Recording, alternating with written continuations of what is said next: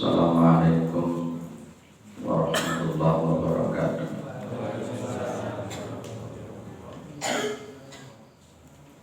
Alhamdulillah, alhamdulillah alladzi arsala rasulahu bil huda wa dinil haqq liyudhhirahu 'ala ad-dini kullih wa kafa billahi shahida. Asyhadu an la ilaha illallah wa asyhadu anna Muhammadan 'abduhu wa rasuluhu la nabiyya ba'da. Allahumma shalli 'ala Muhammad wa 'ala alihi wa sahbihi wa man tabi'ahum bi ihsanin ila yaumiddin. Amma ba'du. Kita bersyukur kepada Allah atas segala nikmat yang diberikan oleh Allah kepada kita semua, terutama sampai pada pagi hari ini kita masih diberi kekuatan iman dan Islam. Kita masih diberi kesehatan dan kesempatan sehingga kita masih bisa melaksanakan kewajiban kita salat subuh berjamaah dan kita lanjut dengan mengkaji agama Allah Subhanahu wa taala. Mudah-mudahan kesempatan semacam ini senantiasa diberikan oleh Allah kepada kita semua sampai nanti kita menghadap kepada Allah yang tentunya dalam posisi husnul khatimah. Salawat salam tetap dilimpahkan kepada Rasulullah Muhammad sallallahu alaihi wasallam sebagai khatamin anbiya wal mursalin, penutup para nabi dan rasul yang tidak ada nabi lagi sesudah Nabi Muhammad sallallahu alaihi wasallam. Kita masuk di Al-Hayyu Al-Qayyum. Yang sebelumnya kita membahas tentang Ar-Rabbu. Baik, Al-Hayyu Al-Qayyum itu sering digandeng. Ada 3 tempat untuk menggandengkan Al-Hayyu dan Al-Qayyum. Jadi di Al-Baqarah 255. Di situ ada kalimat Allahu la ilaha illa huwal hayyul qayyum. Digandeng antara Al-Hayyu dengan Al-Qayyum.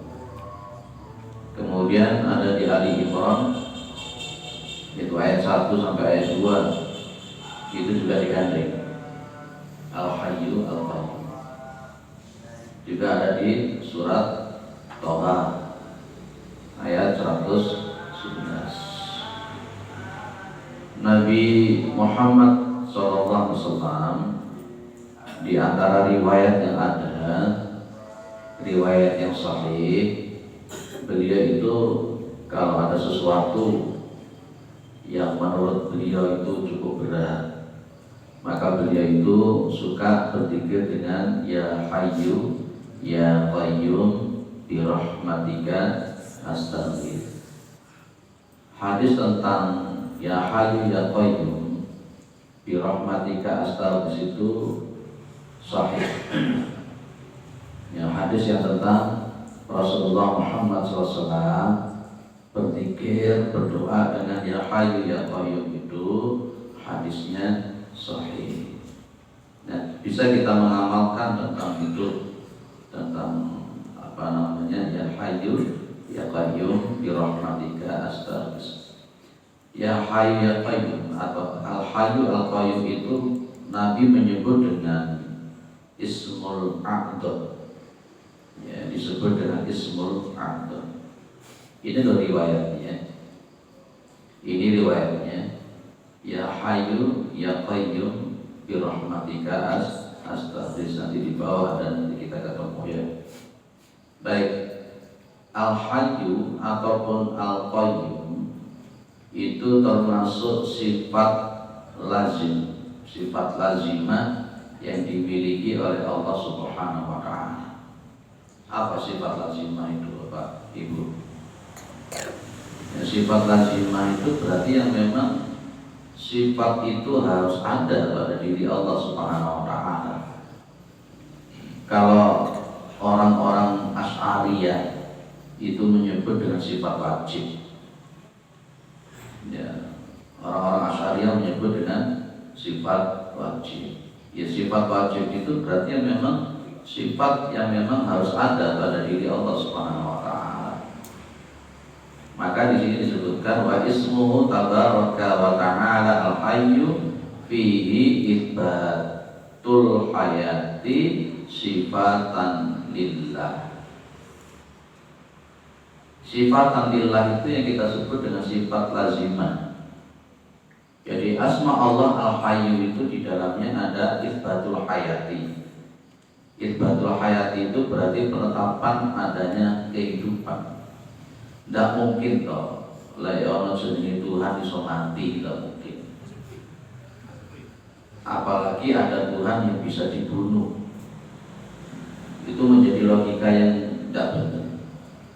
Seharusnya yang namanya Tuhan itu tidak bisa mati. Seharusnya yang namanya Tuhan itu tidak bisa dimatikan, apalagi dibunuh. Dan pas ketika akan dibunuh teriak-teriak, kan doa yang aneh. Katanya nyebut di perjanjian baru repot seperti ya, jadi yang jelas Allah itu adalah sifat lillahnya apa? Itsbatul hayati. Itsbatul hayat itu penetapan hidup. Secara logika jenengan la Tuhan iso mati piye? Terus pengaturan langit dan bumi la Tuhan bisa mati piye? Loh, itu saja dari logika seperti itu kan bisa jadi mantuk. Maka Tuhan tidak mungkin bisa mati. Dan sifatnya Tuhan itu adalah baqa. Ya, di samping wujud juga idam, juga baqa. Apa baqa? Di situ ada kalimat dalam Al-Quran, kullu man 'alaiha fan wa yabqa wajhu rabbika dzul jalali wal ikram. Ada kalimat wa yabqa wajhu rabbika. Jangan diterjemahkan dengan wajah Tuhanmu itu berarti mereka tahu wajah itu bukan. Ya, jadi Allah itu punya sifat lazimah al-hayat. Lah, yang namanya hidup atau al-hayatnya Allah itu wahiyya hayatun kamilatun. Namanya hidupnya Allah itu jangan disamakan dengan hidupnya manusia seperti kita mencegah seperti ini. Intinya begini loh. Ada kalimat yang mungkin muradif sama dinisbahkan kepada Allah dan dinisbahkan kepada manusia. Hidup Allah, hayat hidup. Manusia itu hidup atau tidak?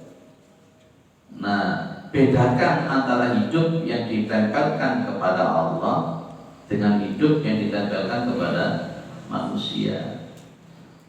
Kalau Allah Subhanahu wa ta'ala itu hayatnya Allah, hidupnya Allah itu kamilatun, sempurna.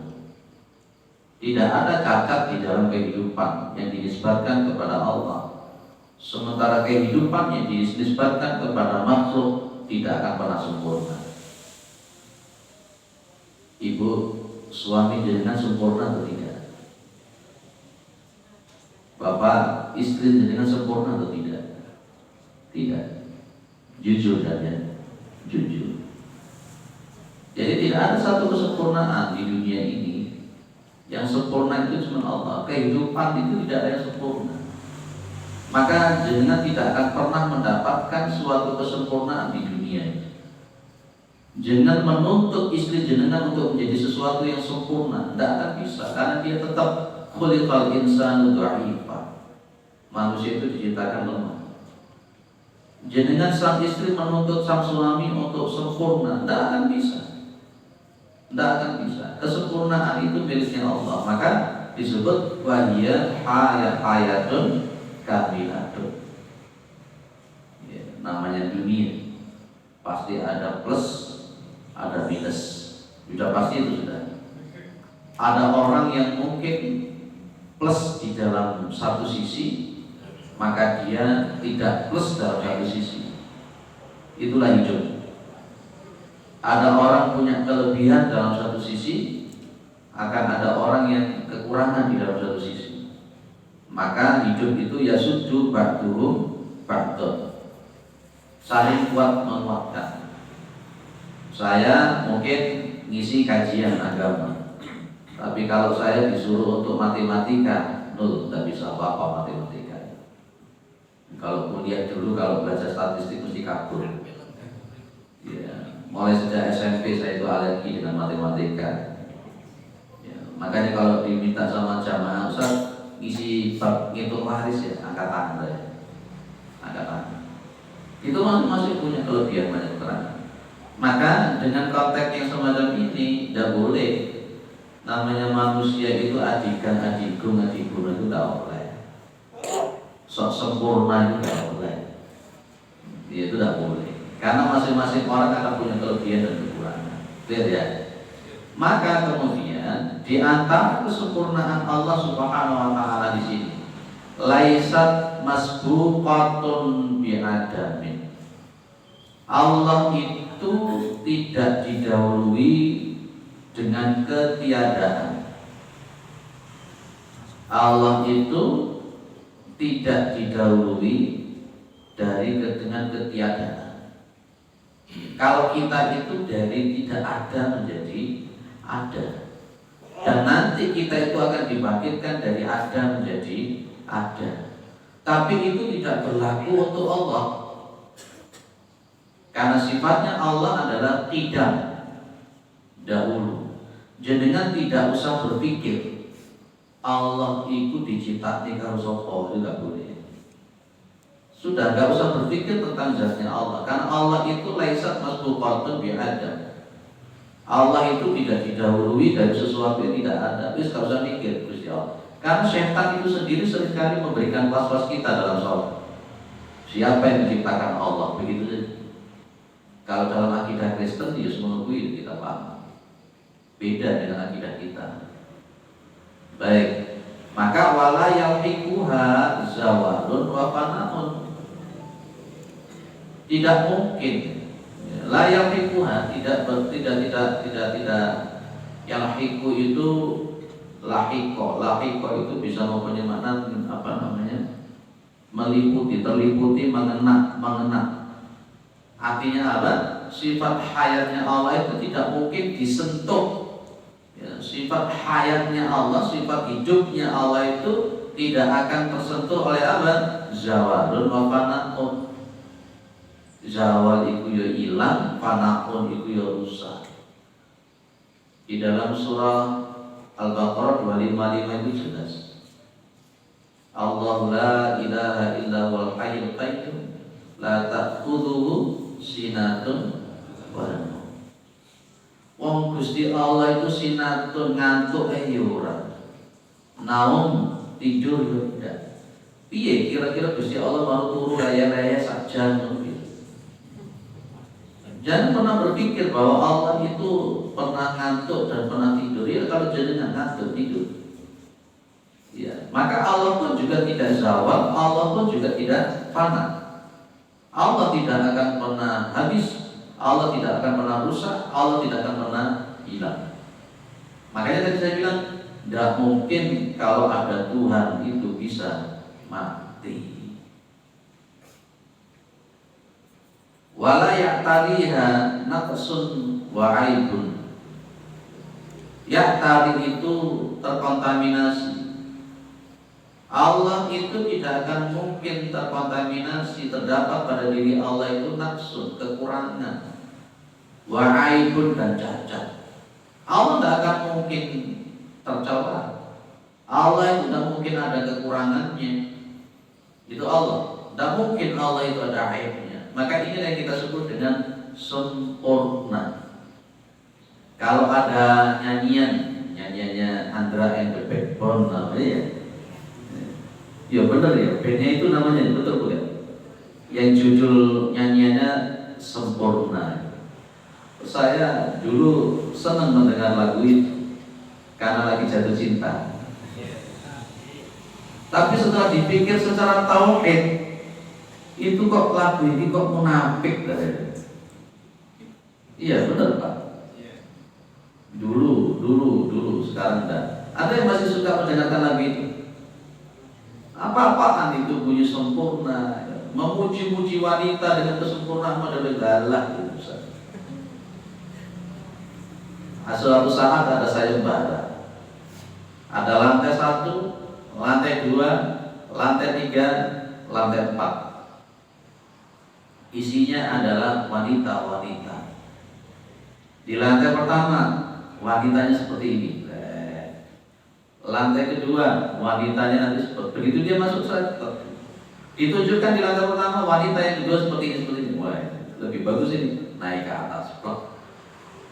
Kemudian ada di lantai kedua ada tulisan lagi, lantai ketiga wanitanya begini. Wah, ini lebih bagus lagi, naik lagi ke atas.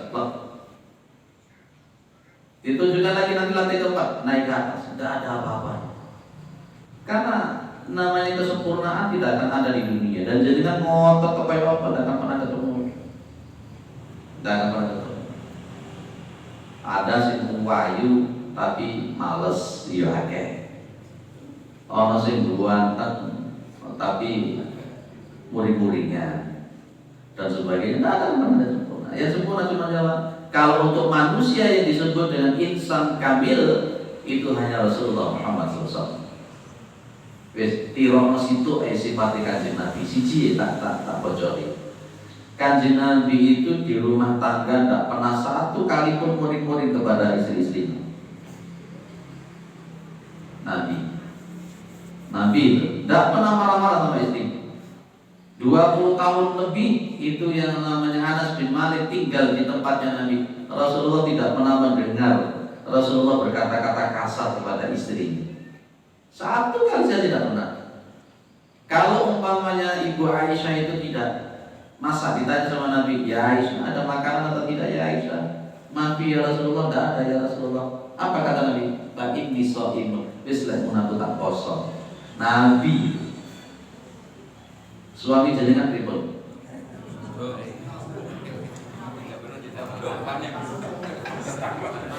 Ya menurut itu. Nabi Muhammad SAW itu pergi ke pasar, belanja di pasar, Pak. Suami jenengan juga begitu? Sama, Masya Allah. Kanjeng Nabi juga masak, Kanjeng Nabi juga belanja ke pasar. Pas ketika baju beliau itu sobek-sobek, beliau jahit sendiri. Nabi itu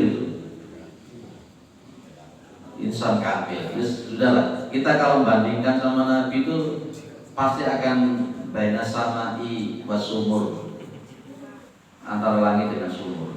Cuma memang kita itu sama Nabi bedanya sedikit. Sama Nabi kita bedanya sedikit ya Pak Tris ya. Kita sama Nabi bedanya sedikit Pak.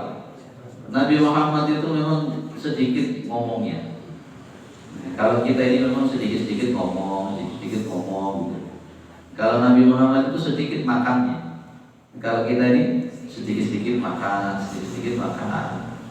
Nabi Muhammad itu sedikit tidurnya.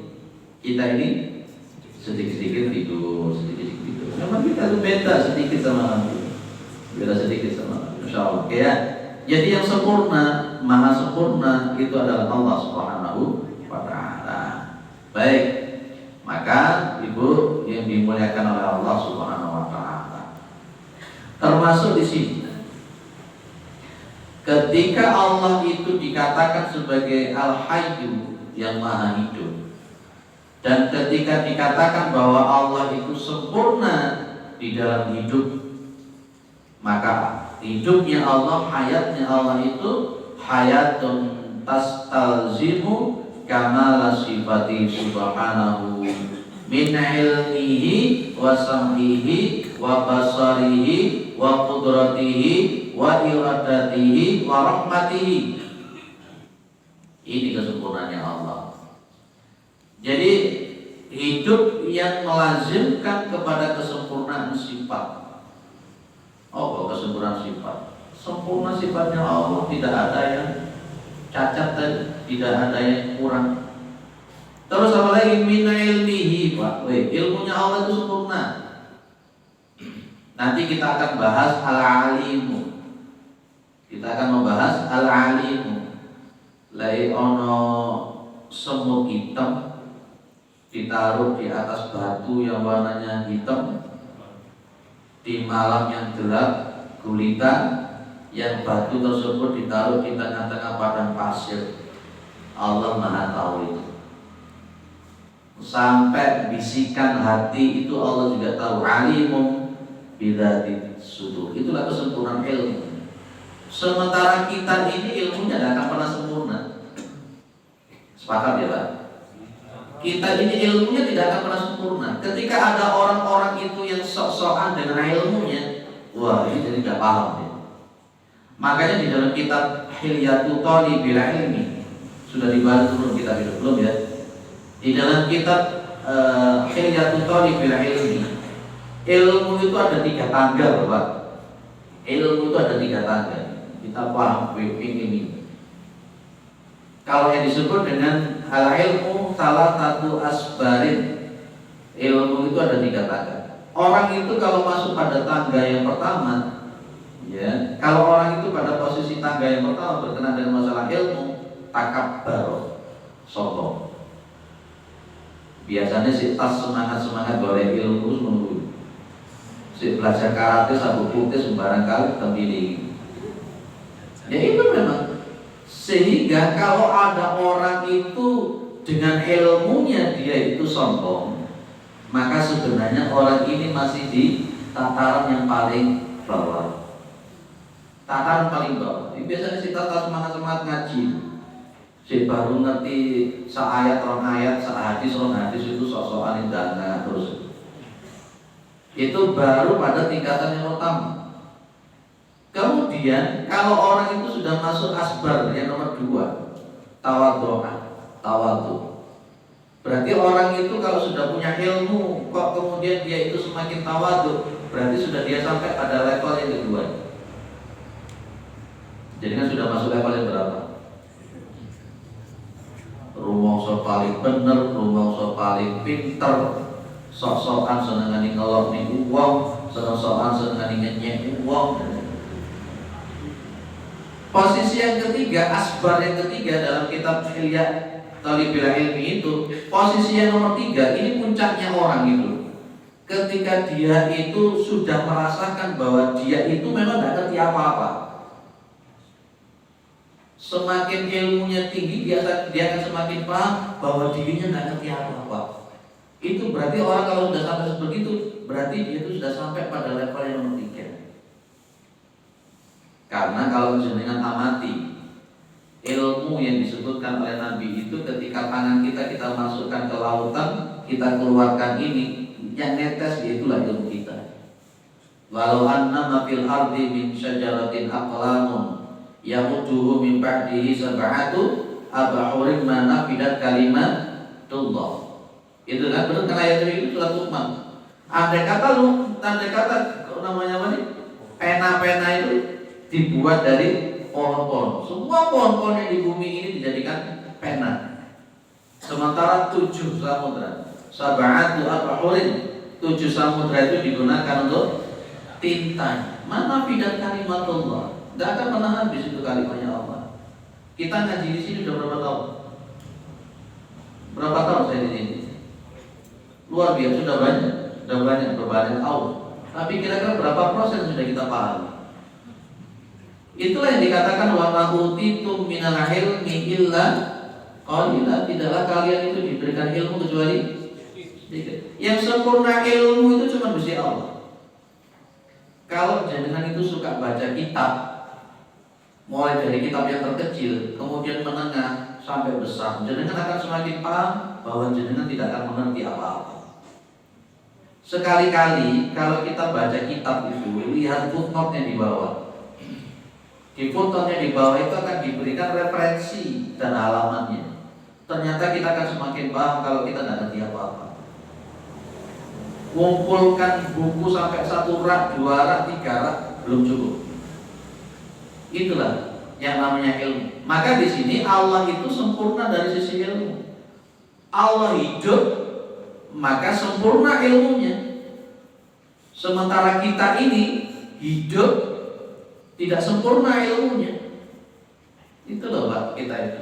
Kalau Allah itu hidup, tidak ada cacat, tidak ada aib. Sementara kita hidup, banyak aibnya, banyak kekurangannya. Itu sehingga kalau kita pahami kita ini memang banyak kekurangan, kita ini banyak aibnya, ilmu kita juga nggak sempurna. Seharusnya kalau kita paham semacam itu, hidup itu nyapo tuh, sombong-sombongan itu nyapo. Kita hidup itu adigan itu nyapo. Tidak ada apa-apanya kita itu di hadapan Allah Subhanahu wa Ta'ala. Maka kita itu prinsipnya pakai ilmunya padi, jangan pakai ilmunya pakis. Kalau pohon pakis itu lesi cuwili melungker, begitu tambah tua tambah dangan. Ya itu pakis itu. Kita kebanyakan kayak pakis itu. Coba kita itu seperti padi. Padi itu pas ketika dia ini masih muda, ya udah dangan. Tapi begitu padi itu semakin berisi, dia semakin dingkluk. Lah seharusnya begitu kita ini. Seharusnya begitu. Karena kalau dinisbatkan kepada keilmuan itu tidak ada yang sempurna ilmu. Wasam'ihi, dan Allah itu sempurna di dalam sam'ihi wa basarihi, pendengarannya dan penglihatannya. Maha sempurna. Kalau kita ini kan enggak. Umurnya tambah terus kayak kacamata bisa. Ya. Allah tidak butuh kacamata. Itu memang yang dikatakan oleh Allah bahwa wa man nu'ammirhu nunakishu fil khalqi. Ya barang siapa yang kami panjangkan umurnya, ya kami akan kurangi daripada bentuk fisiknya, Pak. Termasuk pendengaran dan penglihatan. Yang dulu dibisi halus terus saya kira kan dibengokin orang. Lah itu manusia. Tapi kalau Allah tidak begitu. Makanya kemudian di dalam Al-Quran ada kalimat waqur rabbaka fi nafsika tadarruan wa khifatan wa dunal jari min qawli bil ghudwi wal asal. Berzikirlah kamu kepada Allah itu fi nafsika. Jadi kita itu lihat gimana Gusti Allah enggak usah bengok-bengok. Pas suatu saat, pas ketika sahabat itu sama Nabi, ketika naik ke atas itu para sahabat takbir dengan suara yang keras. Pas ketika turun bertasbih dengan suara yang keras. Nabi cuma mengatakan irba'u aswatakum, rendahkan suara kalian. La tada'u al-asam, kalian itu tidak berdoa kepada zat yang tuli. Makanya kita orang Muhammadiyah kalau dzikir setelah sholat ya sudah diam dzikir masing-masing. Itu namanya waqur rabbaka fi nafsika tadarruan wa khifatan. Rendah hati di hadapan Allah, tidak dengan mengeraskan suara. Itu. Ya. Maka saya dulu pernah ditanya, apa sih Pak sebenarnya dzikir? Saya mengatakan hukum asal daripada dzikir itu sir. Hukum asal daripada doa itu adalah sir. Ketika ada sesuatu ta'lim, maka boleh untuk dikeraskan, hanya untuk ta'lim. Baik, Allah itu hidup.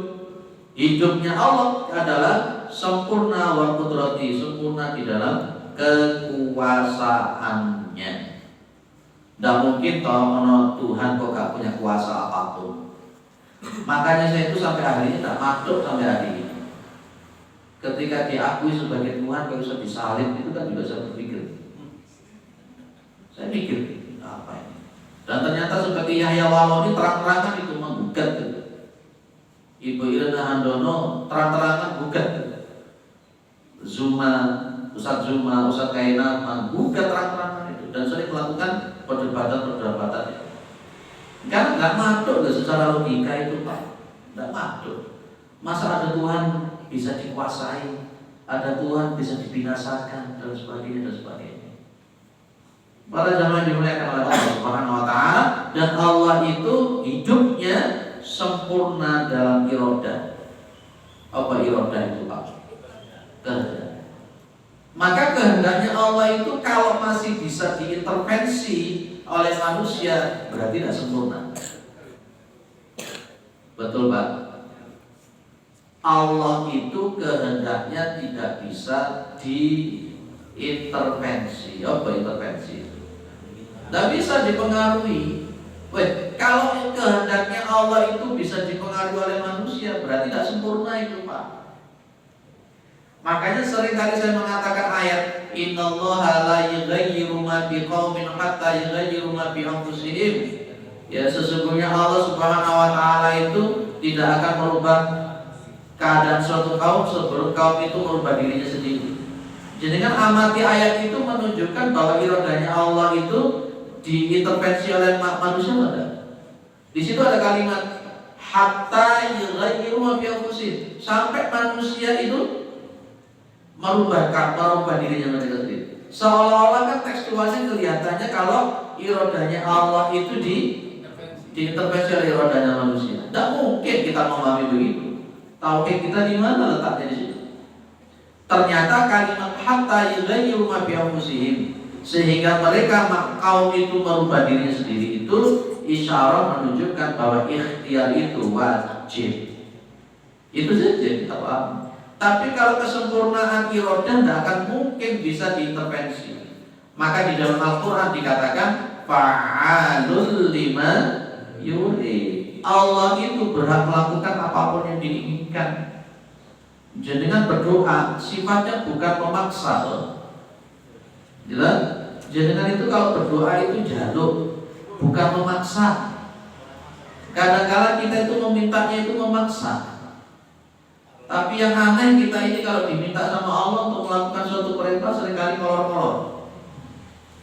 Dure mepet karo asar, asari mepet karo maghrib, maghrib mepet karo isya, isya kadang-kadang mepet karo subuh. Ngomong ini susahnya itu isya kalau kita tahajud di sana. Gaya ini tahajud bareng. Marno salat subuh mepet karo duha, akhirnya menjadi subha. Domo itu minta sama Allah, ngotot seolah-olah Allah itu kudu manut dengan permintaannya. Tidak benar sudah, tidak boleh. Itulah iradah. Ya, Allah sempurna. Hidupnya Allah itu sempurna di dalam kekuasaan dan di dalam iradah kehendaknya Allah Subhanahu wa taala. Allah juga sempurna di dalam rahmat kasih sayangnya Allah. Di sini maka wa fi'lu ma yasha. Jadi Allah itu berhak untuk melakukan apapun. Gitu ya, Pak. Karena memang Allah itu sempurna dalam hal apapun, maka kita tawakalnya kepada yang sempurna itu logis. Akal sehat itu kita bergantungnya hanya kepada sesuatu yang sempurna. Maka di sini disebut wa tawakkal 'alal hayyil ladzi la yamut. Ini loh, Pak. Maka bertawakallah kepada siapa? Al-Hayy. Al-Hayy itu siapa? Allah yang Maha Hidup. Karena memang Allah hidup yang begitu sempurna, iradanya, kehendaknya, sifatnya tidak ada kekurangan, tidak ada aib. Gitu kan? Allah sempurna di dalam ilmunya, pendengarannya dan sebagainya sempurna. Maka secara akal sehat kita bergantung kepada sesuatu yang sempurna, itu logis, benar. Tapi kalau kita kemudian bergantung kepada sesuatu yang tidak sempurna, lah itu jadi pertanyaan. Tawakal kita itu kepada Allah, bukan kepada makhluk. Kalau kita tawakal kepada makhluk, itu namanya syirik. Padahal kita mengatakan iyyaka na'budu wa iyyaka nasta'in. Suatu saat ada seorang sahabat itu melihat patung yang selama ini dia sembah, patung yang selama ini tempat dia bergantung, meminta itu dikencingi sama anjing. Ya, dikencingi sama anjing. Maka dia mikir, ngomong dia, lah ya untuk patung awakmu bendino tak jaluki. Kamu setiap hari saya minta perlindungan kepada engkau. Lalu sekarang kamu dikencingi sama anjing, kamu kok gak bisa melawan. Tobat, dia akhirnya masuk ke dalam Islam. Lah kalau jenengan masih bergantung kalau jimat-jimat ini ditekan di lawang-lawang, nggak logis kalau saya mengatakan jelek gitu. Maka Nabi sampai mengatakan man 'allam tamimatan faqad asyraka. Kalau pas maulud biasanya di gunungan baru rebutan jajan oleh barokah. Nggak logis plus Pak. Lekak mulu di kuantum gantung di dhuwur terus mari pengajian di rebutan. Katanya untuk begini. Logiknya di mana? Logiknya tuh. Kemarin kalau itu gawe apa namanya itu bersentuh lah ya. Makanya ada itu. Makanya sekarang itu dirubah. Karena ada pro kontra tentang bersih desa, akhirnya diganti dengan istilah karnaval. Iya, saya kan dulu dong. Saya istilah bersih desa diganti dengan istilah karnaval, padahal esensinya bodoh. Saat turun kata karnaval langsung dedise. Tapi Muhammadiyah hari ini ada karnaval nggak seperti itu kan? Saya termasuk kemarin kan sempat mengkritik. Kok Muhammadiyah kok ikut-ikutan buat karnaval begini apa? Apa sih sebenarnya maksudnya? Kalau ada keterangan hanya sekedar untuk show of force, hanya sekedar itu aja deh. Untuk show apa nama bahasa Inggrisnya show of force, ya. Benar salah. Kalau hanya untuk show of force untuk unjuk bahwa kita ini memang eksis, kita ini ada ma'ruf nahi munkar dan sebagainya, oke lah. Tapi kalau ikut-ikutan seperti budaya kemarin itu piye? Ya, makanya saya tanya pas ketika di mana di Sukun di Muhammadiyah cabang Sukun, saya sempat guyon. Kok malah ikut-ikutan dalam karnaval ini apa? Saya sempat kritik seperti itu. Doa. Hari ini di Kota Baru ada karnaval itu. Sokoknya di sini. Di sini menampilkan apa?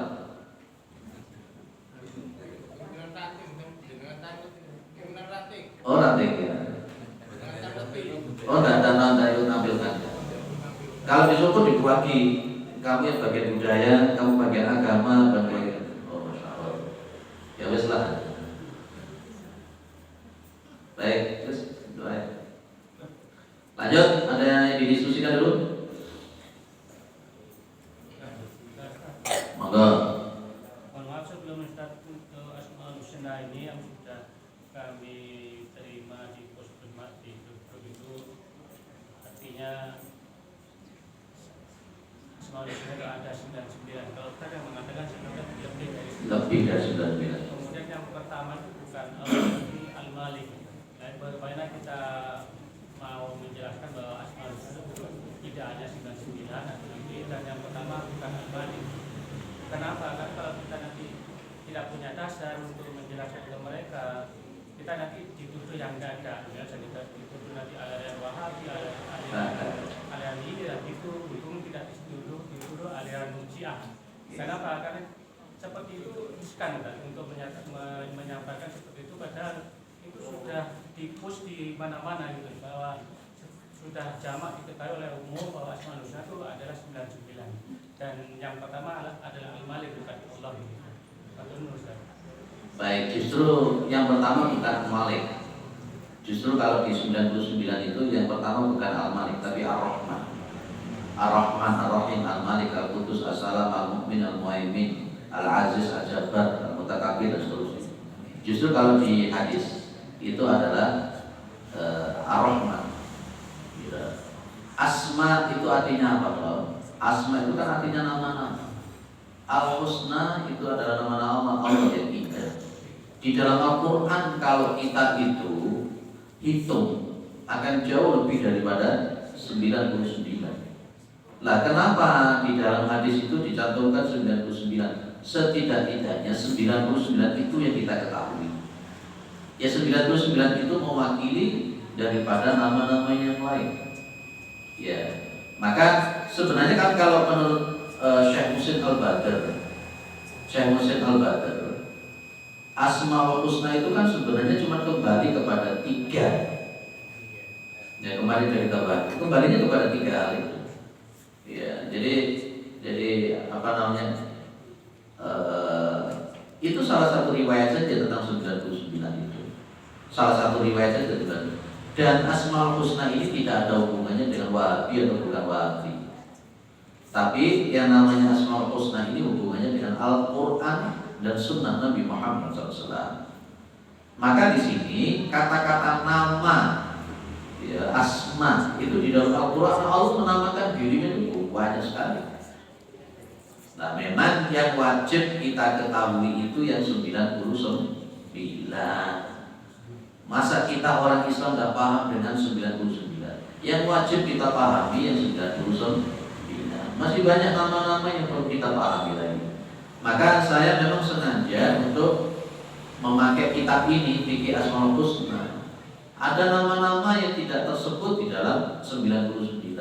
Contoh, kalau di dalam Asmaul Husna yang ada adalah Al-Khaliq, Al-Bari, Al-Musawwir. Tapi kalau di dalam kitab ini tidak hanya Al-Khaliq, tapi Allah itu juga Al-Khallaqu. Dan di dalam Al-Quran Al-Khallaq itu ada. Al-Khallaq, ya, itu. Jadi nanti kita akan pelan-pelan. Terus tidak usah direken tujuan dengan Wahabi dan sebagainya, tidak usah direken. Kalau kita ini seperti ini, yang membuat kita sering tidak tenang, yang membuat kita sering tunda gulana, itu karena memikirkan orang lain. Untuk apa kita memikirkan orang lain? Kita punya prinsip, ini Al-Quran, ini Sunnah, kita berpegang kepada prinsip bis. Itu aja kok repot. Dia mau ngomong apa, entah ngomong Wahabi, sudahlah, karepmu itu saja. Kalau saya begitu aja Pak. Jadi kita memakai Al-Quran, kita memakai Sunnah Rasulullah Muhammad SAW. Ada nama-nama yang tidak tercantum di satu riwayat, sementara di riwayat yang lain ada. Itu saja jawaban kita Pak. Jadi, tapi kita sekali lagi, kita itu tidak bisa tenang, kita itu gundah gulana karena kita suka memikirkan orang lain. Sholat kita pun juga jadi nggak khusyuk karena melihat sholatnya orang lain. Apalagi kalau kita tidak punya ilmu. Sing awake dhewe gak jenggoten, delok wong jenggoten kadang-kadang bingung. Wong iki apa kok jenggoten terus? Kok koyo-koyo. Nah, dia mengatakan jenggot wajib, bingung bisa. Wah, gitu. Padahal dia orang ilmunya juga gitu. Itu. Jadi itulah yang saya bilang, belajar fikih ikhtilaf itu penting. Itu aja jawaban saya Pak.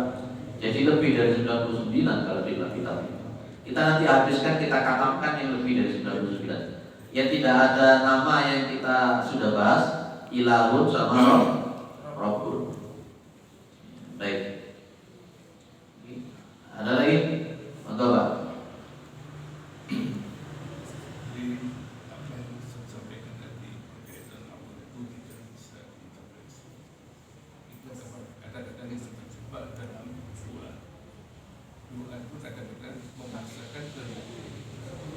Sehingga selain intervensi bisa masuk, itulah kadang-kadang yang membedakan beda-beda tipis antara intervensi dan permohonan. Ini bagaimana? Maka gunakan lapat-lapat yang tidak mengandung intervensi. Maka Bapak, kalau kita berdoa itu ada etikanya. Berdoa itu ada etikanya. Dulu sudah kita bahas di sini ya tentang etikanya doa itu, adab yang doa itu. Dengan adab-adab doa itu kita akan menghilangkan intervensi itu. Dulu sudah saya bahas adab berdoa sampai nomor berapa? Nomor 9. Dulu sudah kita bahas sampai nomor ini. Maka pas ketika kita berdoa supaya kita lepas dari yang namanya intervensi, itu ada muqaddimahnya. Ada kata-kata yang dipilih itu Pak. Ya, jadi ya, jenengan dan kita semuanya pahamlah mana yang intervensi, mana yang meminta. Maka sampai ada kalimat di dalam hadis Nabi Muhammad SAW, itu gak boleh mengatakan begini. Nabi bilang kan, idza da'a ahadukum falyahzim al-mas'alata wala yaqulanna Allahumma in syi'ta fa'atini. Apa in syi'ta itu? In syi'ta itu apabila jenengan purun, apabila jenengan mau. Allahumma in syi'ta fa'atini itu artinya begini. Wahai Allah, jika jenengan mau, ya maka berilah saya. Berarti kalau jenengan gak mau, gak usah dikei saya ini. Itu namanya intervensi. Kata-kata semacam ini tidak boleh. Maka dilanjutkan oleh Rasulullah Muhammad SAW di sini. Fa innahu la mustakrihu la. Mustakrih itu orang yang memaksa. Maka tidak ada satupun yang bisa memaksa Tuhan. Ini jawabannya. Maka Nabi gak boleh mengatakan kita itu kalau berdoa, wahai Allah, in syi'ta fa'atini. Wahai Allah, tolong kalau jenengan mau beri saya, kalau jenengan tidak mau, gak usah dikasih. Itu sendiri memaksa intervensi. Kata-kata semacam ini namanya intervensi. Atau gini, Gusti Allah, jenengan tidak maringi saya, aku gak berhenti. Apa? Kalau jenengan tidak kasih saya akan berhenti sholat. Dunia apa kok? Ya, itu namanya intervensi.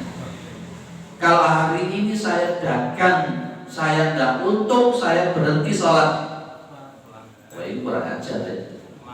Itu intervensi total. Jadi maka ada kaidah-kaidah kita dalam berdoa. Dan dulu sudah saya sampaikan ada 9 poin. Dan saya yakin jenengan ingatlah 9 poin itu. Gak ingat ya bu meneh. Oh si nyatet itu kawan ini, kok masih gak nyatet? Apa mana sih saya dia lebih turun bareng-bareng? Tambah nomor tuh, tambah gak ikhlas. Makanya saya tadi bilang, kita ngaji di sini sudah berapa tahun? Lebih 3 tahun kita di sini. 5 tahun lebih ya? Lebih. Di Mergosono itu sudah 8 tahun kurang lebih kita ngaji. Sampai hari ini sekarang ngaji Nasalihul Ibad. Kalau di Mergosono itu sudah 4 kitab kita katakan 8 tahun. Di sini berapa kitab di sini? Nah, itu. Makanya tadi saya bilang sejawab. Ya, kita ini terus berapa tahun ngaji, berapa proses yang kita pahami sudah. Nah, itu saya ulang lagi. Ben aja dengan rada tersinggung. Wong sing nyatet itu karena paham. Apa mana sih kan? Apa mana sing tu? Paham kapan? Ada yang lain? Enggak.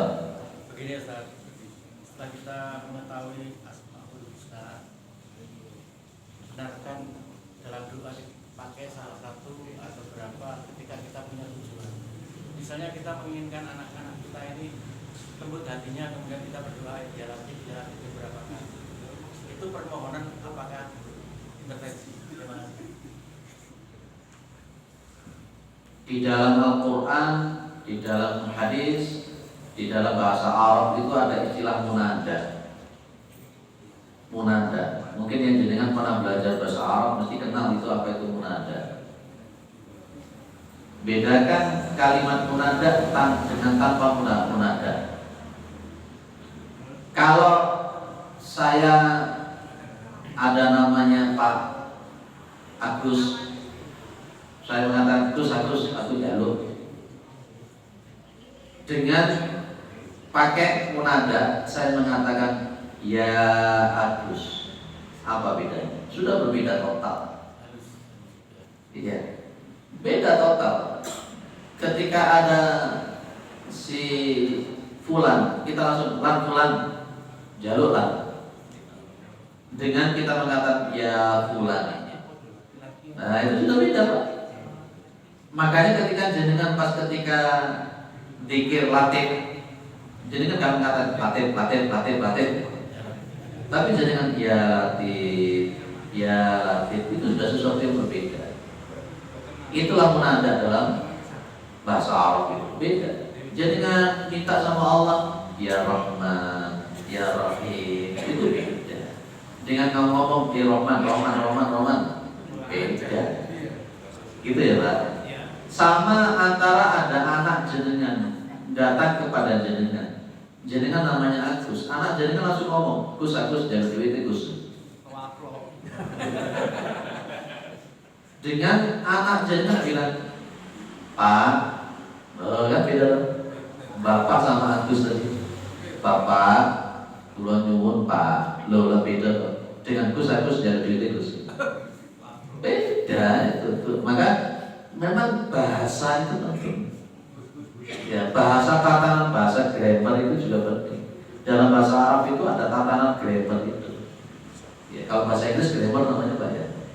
Betul ya. Kalau di dalam bahasa Arab itu nahwu, ada nahwunya. Itu jadi itu Pak, bukan intervensi seperti itu. Oke. Jadi kan suka wiritan yang mana? Yang kalau di sini tadi sudah saya tunjukkan Nabi Muhammad suka bilangnya gimana? Ya Hayyu, Ya Qayyum. Memuji Allah sebagai Al-Qayyum, memuji Allah sebagai Al-Hayyu, baru birahmatika. Baru birahmatika dulu. Tidak langsung astagis, tidak. Rasul tidak mengatakan astagis, tidak.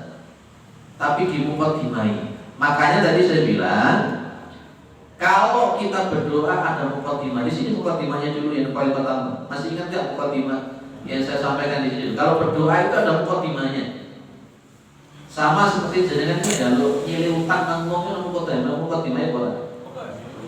Kata nyilih duit 1.000 muter-muter ngomongnya kan.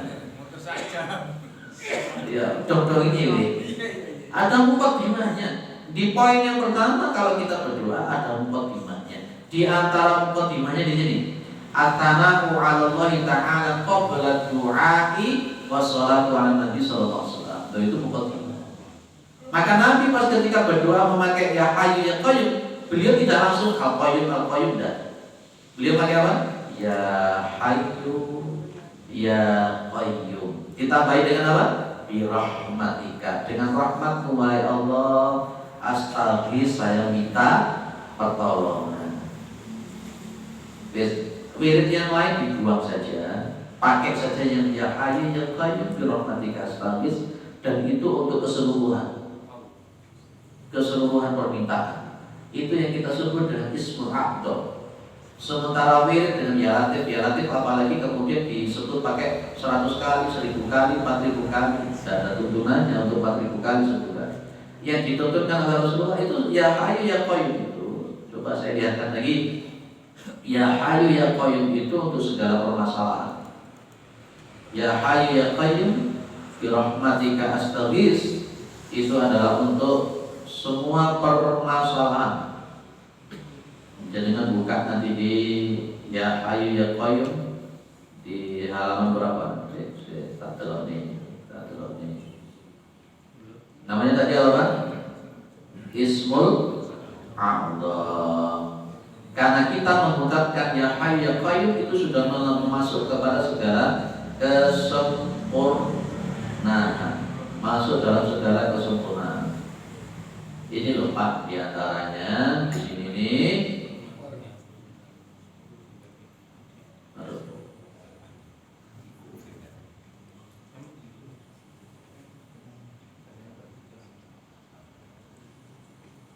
Nah ini hadis yang diriwayatkan oleh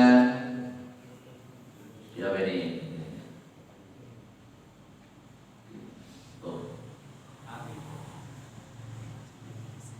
Masya Allah. Kalau pakaian ini. Nah ini loh.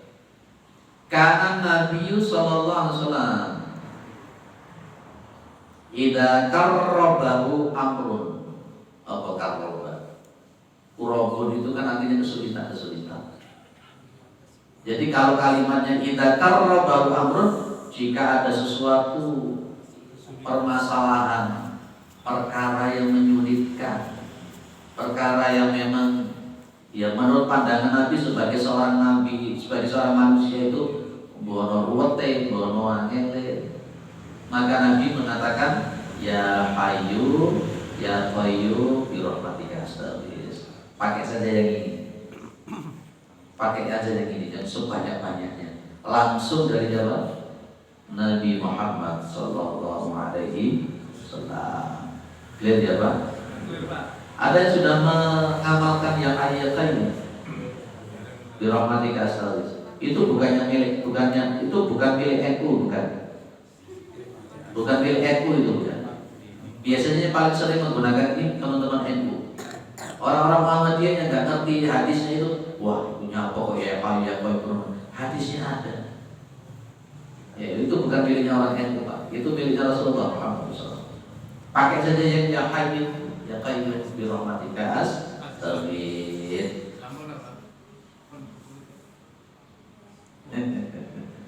Ada lagi?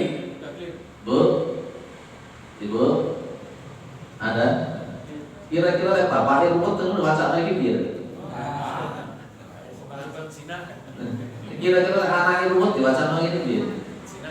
Minta aja bangun di tengah malam. Ya, di tengah malam di sepertiga akhir baca sebanyak-banyaknya, minta sama Allah, ya Hayyu Qayyum birahmatika astaghis. Kita minta baik Allah, anak saya ini ya Allah. Bujuni nuzus, minta sama Allah supaya dibukakan hatinya dan sebagainya. Itu untuk semuanya. Kenapa? Karena di sini memakai kalimat idza karrabahu amrun. Apa karrabah tadi apa? Oke. Itu diriwayatkan oleh Imam At-Tirmidzi.